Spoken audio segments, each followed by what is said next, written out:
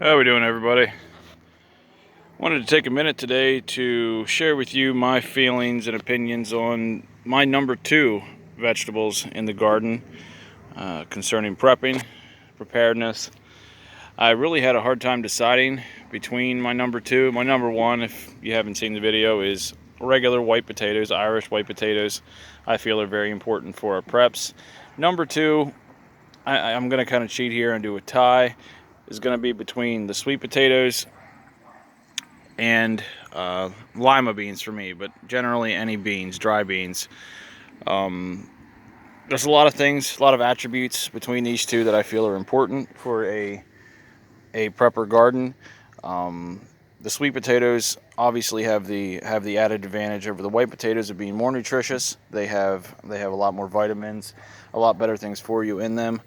The downside being that to start the next year's crop, you need to procure slips to make your own slips versus just planting the whole potato in the ground. I did a little experiment this year that I found interesting. This was the first year that I actually made my own slips. I typically buy them from a local greenhouse, but this short section here of the patch, as you can see, it goes up quite a ways. This is all greenhouse slips that we used, and this end was our own slips, which turned out not bad. We have some decent sized potatoes.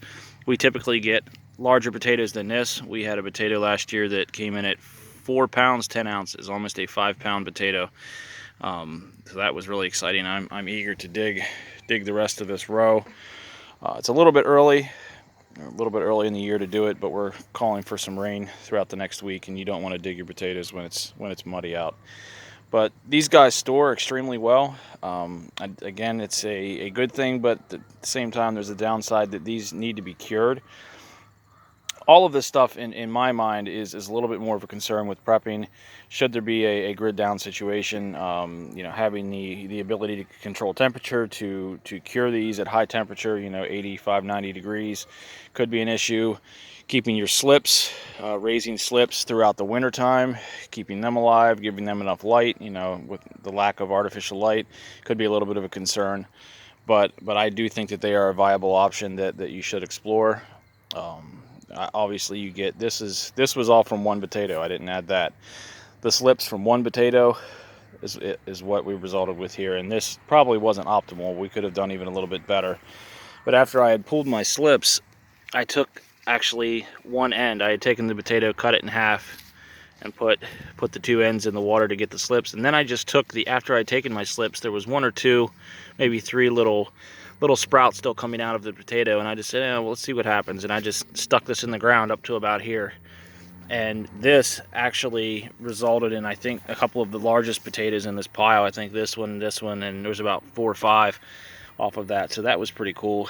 I'm eager to try again for next spring and see what we get from our own slips. I don't remember what varieties these were. We planted about 7. I think these may have been Ruby. I am not entirely certain though. I should have documented that. And tied for number 2, in my opinion, are lima beans, or any kind of shell beans that you prefer. I think lima beans are a great prepper asset to the garden for a lot of different reasons. For myself, now, in the plentiful times that we live in, I pick my beans when they are still young and green and tender. That's the way I like to eat them. I think they're delicious that way. It's one of my favorite things to eat out of the garden when they're, small, about maybe the size of, I don't know, a little bigger than a dime, maybe about the size of a nickel. I just picked these last night, so I'm not finding too many that are of size, but they're delicious that way. But the problem is, for these need to be frozen, canned, need to be stored in some way like that, and that, again, in my mind, is a little bit of an issue when it comes to prepping. We want to use the least amount of energy, least amount of time and labor involved. But the lima beans, for me, really shine through in that if we don't do that, if we let these go to full maturity, they're not as tasty in my opinion, but they're an excellent food source. And I have one here that I missed that was overdue. If you let these lima beans just sit on the vine and get fully mature, you end up with self-dehydrated dry beans. Now these are still a little bit a little bit soft. They have just a little bit of moisture content, but you could take these, lay them out on a countertop, in the garage, wherever, and give them another week or two to just air dry, and they will store for a long time, years. I would personally let them dry like that, throw in a couple of desiccant packets to absorb any residual moisture, and you have a long-term food source right there. No extra work involved, right at hand. And these guys will produce like crazy. I have 2 patches like this. This is just, it's hard to see much of anything in there.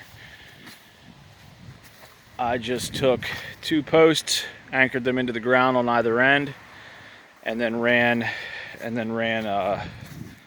pieces across the top. I'll give you a peek inside. My kids love this, and the design I love because I can pick the outside of the big monster. The kids call it the green monster, and then you can go inside and pick everything that you can't reach from the outside. And I can stand up. I'm 5'3", and I can stand up fully in here, and you can reach anything that you can't from the outside from in here. And these guys just keep producing and producing. We're gonna, this is probably the last week that we'll get anything. We're probably gonna get a frost within 7 to 10 days. So I'm gonna have to come through here and just go gangbusters and get everything that we can before the frost takes it. And another upside, if you have birds, chickens, ducks, I found that my ducks love the greenery. That's a good thing and a bad thing. But if I don't watch them, they tend to sneak up and snatch. There's my second patch down there. But yeah, I just hope you guys maybe gleaned a little bit of information from this. Nothing too formal, just casual. But get out there and garden.